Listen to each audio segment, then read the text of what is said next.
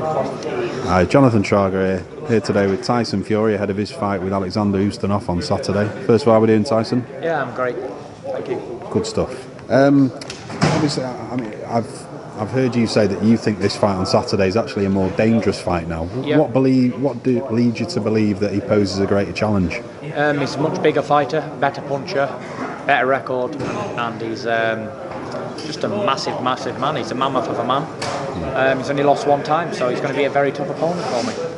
Absolutely, and I've heard you talking about it already today in terms of like physically, he's obviously much bigger. You're planning on doing it quite sort of spontaneously in terms of getting in the ring and just adapting when you're in there. That's it. We have no game plan. We haven't prepared for this man. So it's a last minute call. He took it on 3 days and so have I. So may the best man win. That's all I can say. And like you were saying in the press conference, do you believe that this kind of thing, like a lot of other fighters would view this as a very risque fight to take on less than a week's notice? Do you think this highlights that you're made of a different kind of minerals? There wouldn't be another heavyweight in the world to take on a man like that with no notice. Definitely not. You know, to prepare for one guy and then fight a total opposite at the other end of the scale, no one would do that, especially not highly ranked like I am. It would pull out or take an easy fight. I'm not interested in that. I took the fight, it's on. Exciting times, tune into the fight, it's going to be a great night. Lovely. And I also saw obviously when Derek pulled out originally, you took to Twitter to call out Deontay, see if he was interested. I know that after one of the Hay fights, I can't remember if it was first or second, there was potential of that being a late replacement, but I think it was Sky pay-per-view issue.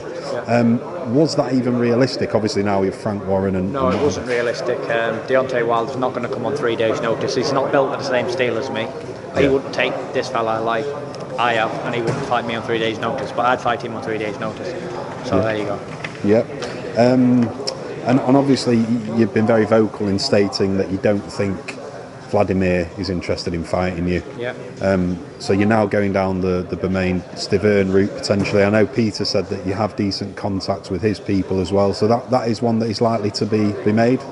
Hopefully we can make that fight. You know, I'm interested in the fight. They are interested in the fight. It's a great fight for British boxing. So let's make it happen. Over here potentially in the UK. Lovely.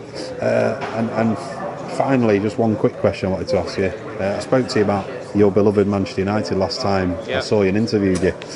Since then, obviously, we've got the new man in, Louis van Gaal. Made some good signings. Are you excited for the season ahead? Very excited for the new season ahead. Hopefully we get back on top and win the Premiership this year. Good man. Well, thanks a lot for your time today, Tyson. Thank you.